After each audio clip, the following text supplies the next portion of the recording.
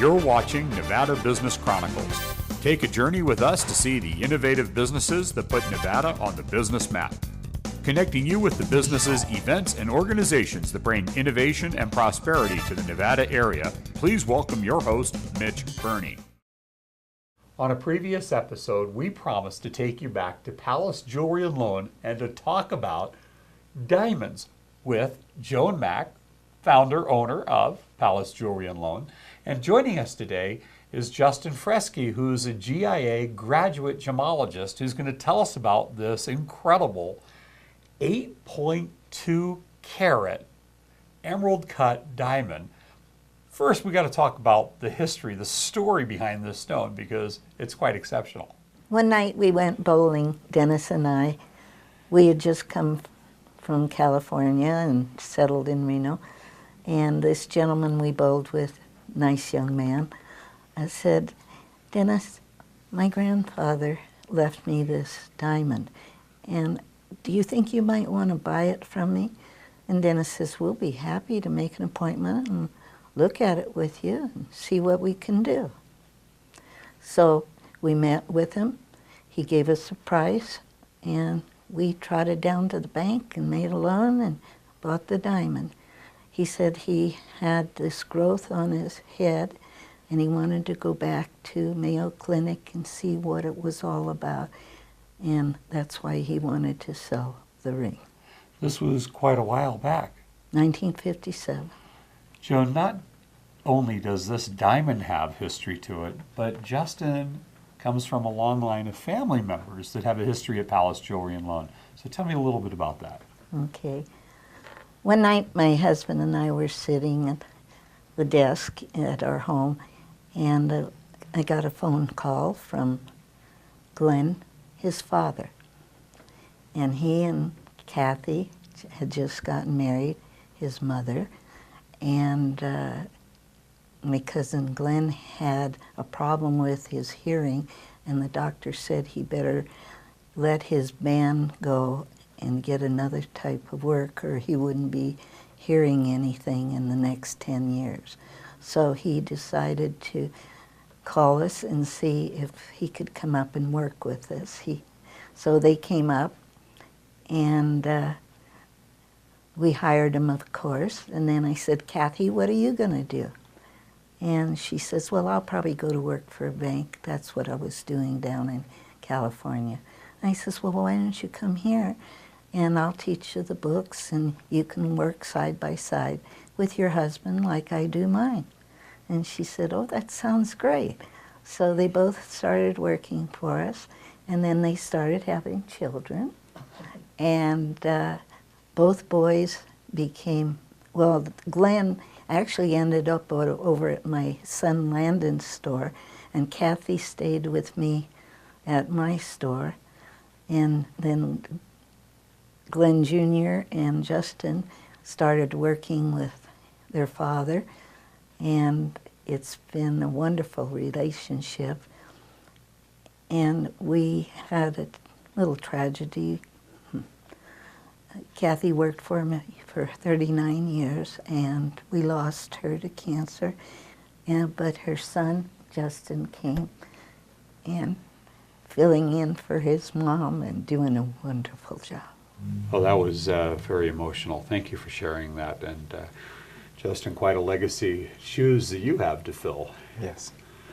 So tell me a little bit about your background, GIA, what that is, and what kind of education is required to become a GIA graduate gemologist. Well, I started in this industry when I was very young. My father, my mother were, talking about it at the dinner table all growing up, so it was something we were exposed to. And when we were old enough, we were brought into the business, so it was something that I was very familiar with for a long time. And at some point in time in my life, I realized that this is what I wanted to do for the rest of my life.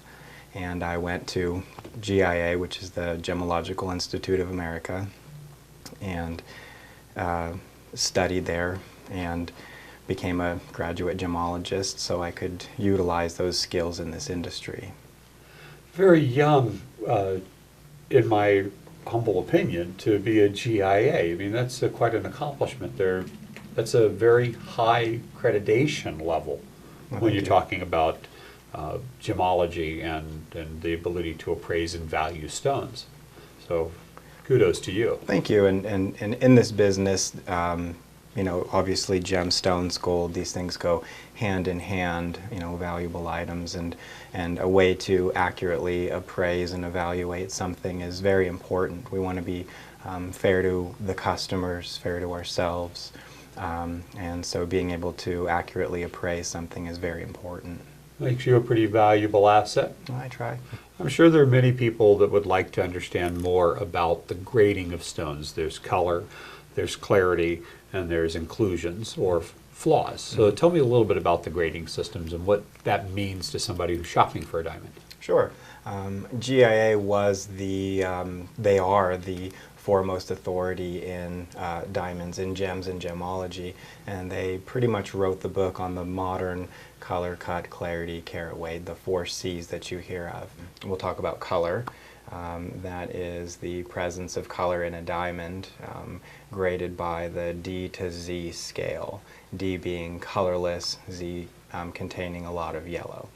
And then, of course, there's fancy color diamonds as well, the pinks and the reds and purples, and red being the most rare. And chocolate now, chocolate, new trend. Sure. And the more degree of color in some of those fancy colored diamonds, they can be more valuable. Next, we can talk about cut. And there are a lot of cuts out there, especially nowadays with the technology, laser cutting. You can pretty much cut a diamond in any shape. However, rounds are the most popular. The ring we'll be discussing today is an emerald cut. Very traditional cut. Very traditional. Very elegant. Very, very elegant, yes. Usually set in very nice, simple mountings just to accentuate the cut. As well as we have marquee cuts and ovals, which are very popular. Cushions are making their way back in. A lot of the trends tend to, very cyclical thing, they come around again. Clarity has always been one of the most perplexing conversations to me. Inclusions, where do they come from? They're natural, that form inside the diamond in the formation process. And diamonds that are more valuable have less inclusions. Inclusions are common. And so when there's a lack of inclusions, the value is enhanced greatly. When it comes to carat weight, this is truly where size does matter. Yes, it really does. It has to do with rarity again, and the larger the diamond, the more rare the diamond. Then this diamond must be extremely rare, because personally, I've never seen an 8-carat diamond in my life. In this quality, which I understand is very high, for somebody watching our show right now that would like to buy this for their spouse, or that wants their spouse to buy this for them, what would they expect to pay for a stone like this? First, you would come to me to get a great deal, but on the retail market, you would pay around 7 figures. Okay, that's a little bit out of my budget, but I understand you have some other stones as well. I do, as a matter of fact. We have this diamond, which is very similar to the other in cut, but as far as size, it's obviously smaller. Still quite large, though. And this diamond is so interesting because the color and clarity are exceptional, especially the clarity in this case. It is near flawless, and the color is exceptional as well. So this one's more likely to fit my wallet. It's about half the price of the other. Okay. Beautiful, beautiful jewelry. I'm really excited to share this because this is what Palace Jewelry and Loan does. Exceptional quality stones, and they have somebody here, which is really a big deal. That's a GAA, graduate gemologist. And really that's important to somebody who's going to be shopping for a stone in this category, isn't it? Peace of mind. Knowing what you're purchasing, knowing that what you're getting and what you're paying for is the real deal. And with us, you can always expect that. That is why I love coming to Palace Jewelry and Loan. There's a lot of integrity that goes on here. Joan, there's a piece coming up on our next episode with you. I want you to tell me a little bit about what's coming.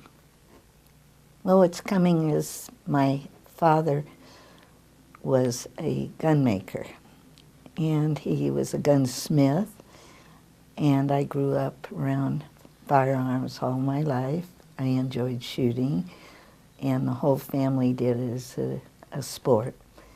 And he had this Browning automatic shotgun, and they had this very special contest. Browning wanted to know who had the oldest usable gun that they had made and was still in use. And it happened to be my dad's gun. You're not going to want to miss that Browning coming up on our next piece. And for more information on any of the stones you saw here today, or any jewelry for that fact, you're going to visit thepalacejewelryandloan.com or give them a call at 775-322-2863. Joan, thank you so much for having us. It's always a pleasure coming to the Palace Jewelry and Loan. It's always fun. For more information on this guest or to see this show in its entirety, visit nvbusinesschronicles.com. While you're there, you can watch all of our past shows on the Chronicles page and stay connected with us by following us on our social media. Now more from Nevada Business Chronicles. Many of you may recognize our next guest, Annie Goney-Stewart, Managing Executive Director of the eWomen Network, Reno, Carson, Tahoe chapter. Welcome back. Thank you, Mitch. Tonight, there's a big event, a once-a-year event, and it's big news, so tell us what's happening. This is our big event. It's our Women's Success Summit, and this is the 7th annual event when Sandra Yancey, the founder and CEO of eWomen Network, comes to Reno on her North American tour. So we have about 100 chapters across North America, and Sandra hits about 30 of the top chapters on her tour. So tonight's a big night to have the local entrepreneurs come out and hear Sandra and gain from her information. Great group of businesses in our community. Let's go take a look at the event. Awesome, let's go.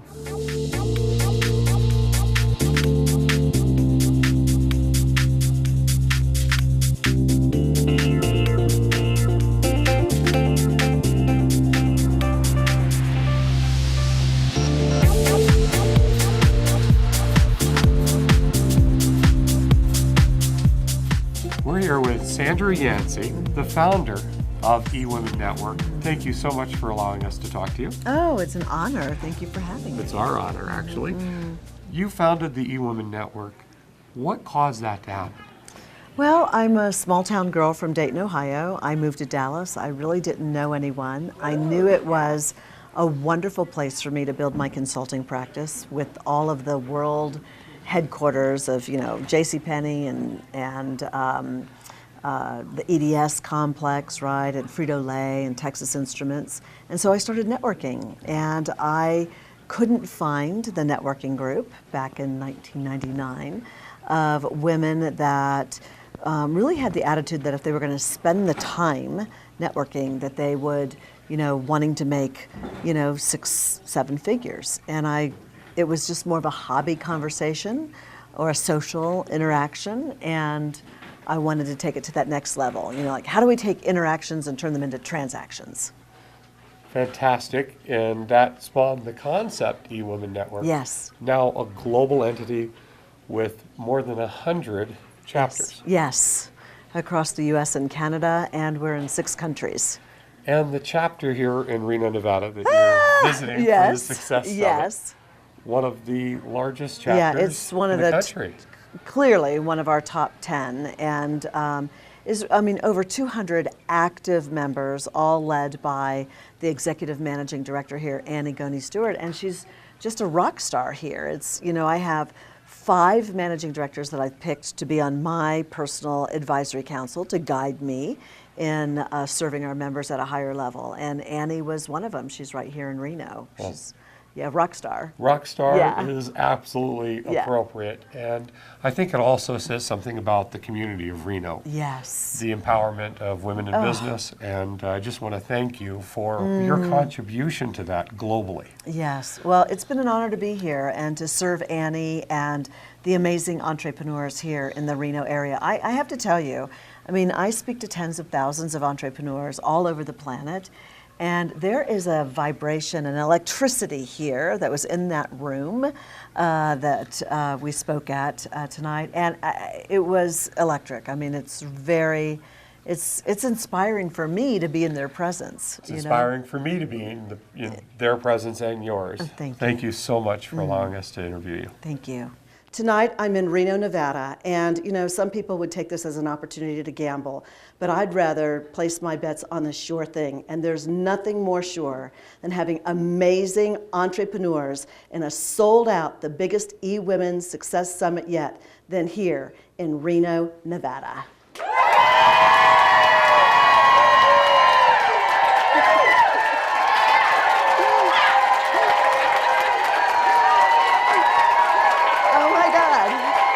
Just keeps going and going and going and going and going and going and going and going and going.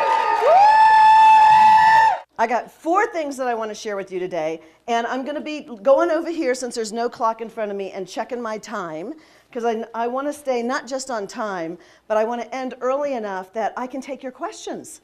Right? I mean, that's really the beauty of me being here, not to talk at you, but to engage with you, where you can tell me maybe something that you might be struggling with in your business, and maybe I can give you a solution that you can apply like, bam, right away. Because when I started eWomen Network, for those of you that don't know, I'm a small town farm girl from Dayton, Ohio, born and raised there. I moved to Dallas about 20 years ago. And when I moved I thought I lived in the Big D in Dayton. And then I moved to Dallas. I was like, holy moly, this place is big, right? And Dallas isn't just a state, it's a state of mind, if you've ever been there. Dallas people, people in Texas think they're, all that. And because my children were raised there, they think it too. But I know better, right? I know better. And what I can tell you is when I moved there, just so that you know, I had never run a multi-million-dollar business before, global business on top of it, right? I'd never employed anyone before. Now I have almost 70 people on the payroll, right? So all of this I've done through kind of just bootstrapping my way and figuring it out as I've gone. I've learned a lot of lessons. I've had some great successes, but let me just tell you, I mean, I have fallen, and I have not just been bruised, but broken. And so I know what it means to be broken, and I know what it means to be broke. And what I want to do today is share with you 4 fundamental things that I believe that if you will be open enough to saying, how might this be impacting me right now, you might have an aha moment of the little things that can shift your business. The first one was mindset. The second one was try. The third one was the fourth one is get going. I mean, someone said, there's a quote out there that says, the secret to getting ahead is to get started. That's crap. I just want you to know it's not. It's not. Don't buy that. I know so many people stuck in startup mode, right? The secret to getting ahead is to get going. Hit the freaking launch button. Go. Ladies, we often compare how we run our homes to how we run our businesses. They are 2 different environments. You can't treat your business like you treat your Thanksgiving dinner. I will end with this. Every year, some of you that know me know that I pick a word every year. A word that I want to experience more of, a word that I want to exude, a word that I want to see in others, a word that I want to manifest more in my life. Last year it was joy. The year before that it was love. This year it's dare. My word for 2016 is dare. I want to dare to be daring, right? And here's what I've learned about this powerful word called dare. And that's this. In business, you got to dare to exhaust yourself of your potential. You got to dare to let other people roll their eyes at you. You got to dare to give yourself goosebumps and know that you know that you know that you know. Right? You got to dare to do that. Because in the end, what I know for sure is that success is for those who dare to achieve it. Thank you. What an extraordinary event. Sandra is an incredible speaker. And you have events monthly, all year round. There are people that want to know how to get involved. How can they do that? Absolutely. All of our events through 2016 are posted on our website. You can find us at eWomen Network. That's eWomenNetwork.com. Or call me, 775-747-2726. Annie Goney-Stewart, eWomen Network, thanks again for being on the Thanks, show. Mitch. It's awesome to have you here. For more information on this guest or to see this show in its entirety, visit nvbusinesschronicles.com. While you're there, you can watch all of our past shows on the Chronicles page and stay connected with us by following us on our social media. Now more from Nevada Business Chronicles. This incredible group of individuals with me today are all members of an extraordinary community organization called the 4Kids Foundation. Earl Nielsen, the original founder of the 4Kids Foundation. If you wouldn't mind starting with, what is the 4Kids Foundation? Who do they serve? And why did you form this organization? The 4Kids Foundation is a local nonprofit that was formed to identify and assist children in need when they couldn't get services anywhere else. So basically the kids who fall through the cracks.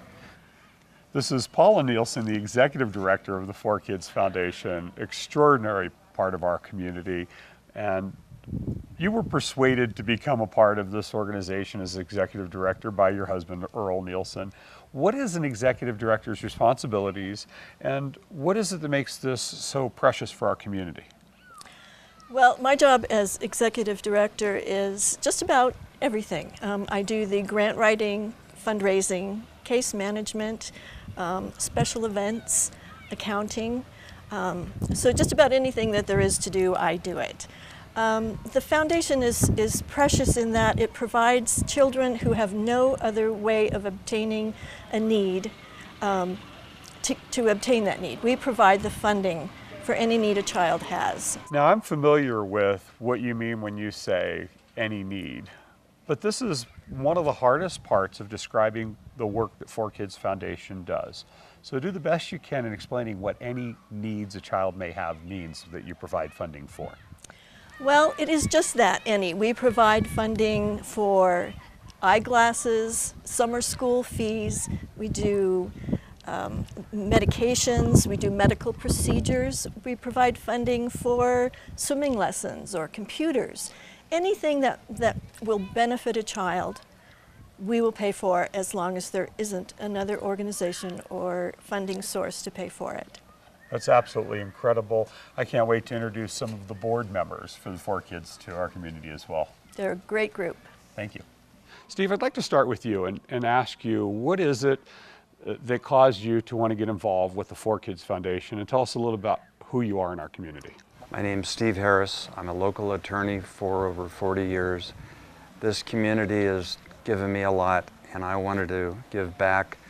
And my primary focus is to help kids, young people. There's a lot of kids out in our community that have medical issues, dental issues, and we're here to try to satisfy those needs. This is Deidre, and you work professionally with children full-time and devote your time to the 4Kids Foundation. Extraordinary, just knowing that. Tell me a little bit about what you do and who you are in our community as well. My name is Deidre Manley, and I work in children's mental health with the state of Nevada. And I see children every day that are falling through the cracks of the different systems and families that aren't able to provide certain things for kids. And what I love about this foundation is, as a board member, we meet every 2 weeks and we review the applications and we make decisions right then. And we're able to provide things right here to local children that immediately happens, which is pretty unheard of with a nonprofit or any kind of foundation or any kind of system for that matter. I completely understand and feel exactly what you're talking about. What many people might not realize is I too am a board member for the 4Kids Foundation. And for me, the reason that I wanted to become involved with this organization is precisely to whom we help. It's for kids. What better cause is there in our community? And as Paula said, it's at anything that they need that there isn't other services for. Many organizations are specific to one paradigm or one diagnoses. And really the 4Kids Foundation was so broad spectrum that anything a child could need, we could deliver in, as you said, in a timely fashion. I couldn't help but want to be involved with this cause. I engage our community to be involved with this cause. We need the support of a community to provide for the children of our community, and the money does stay here local. That's why I'm involved with it. So thank you as well. Thank you. Margaret is one of the very early board members with the 4Kids Foundation. And tell me how you got your start when you started becoming actively involved with this foundation. Okay, well 10 years ago, a friend of mine invited me to the 4Kids Foundation Wine and Cheese Party. And when you go to the Wine and Cheese, you'll see all the stories of the children that have been helped. And it impressed me so much that with a small organization, that so many children were helped. Sometimes for big amounts, sometimes for small, but every need is met when it meets our requirements. A year later, I went to the Wine and Cheese and offered my services to become a board member. I met with Earl Nielsen, we had lunch, and I've been on the board for 9 years now. It's really important to me to help children, and especially in Reno, there are so many children whose needs are not met. There are many organizations that do a good job, but when they run out of funds or they've reached their limit, people can come to us. The children are met with the funds from the 4Kids Foundation. And it is very rewarding to see how quickly we respond and how often we respond and how many children we've helped in the 9 years I've been involved. One of the things that inspires me that you just brought to my mind is that we really serve a great deal of what we would consider the working poor in our community, really hardworking people that just don't have the resources for this one need that they have. They're really, all they need is that little helping hand. So thank you for your years. Thank you. More than a decade of service. Thank you so much. I hope you enjoyed learning about this incredible community organization, the 4Kids Foundation. And you can help. Every dollar matters. And you can go to the 4kidsfoundation.org and click on the donate button. I want to thank each of you for your commitment to the children of our community. Thank you. Thank you. Thank you. For more information on this guest or to see this show in its entirety, visit nvbusinesschronicles.com. While you're there, you can watch all of our past shows on the Chronicles page and stay connected with us by following us on our social media. For information on becoming a guest on our show, contact us at info@nvbusinesschronicles.com. We hope you enjoyed the show. Thanks for watching. Tune in next week at the same time for more from Nevada Business Chronicles.